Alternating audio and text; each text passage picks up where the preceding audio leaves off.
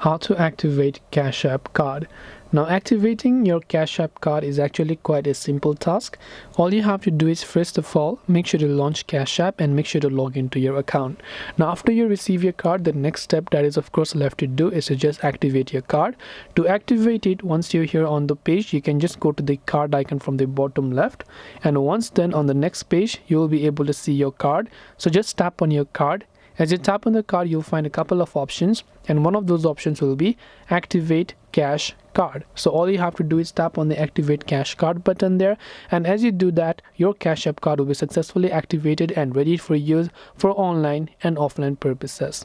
This way you'll be able to activate your Cash App card. I hope that this video really helped you. If you have got any further questions, feel free to also leave them down in the comment section below. As always, thank you very much for watching till the end, and see you soon in our next video.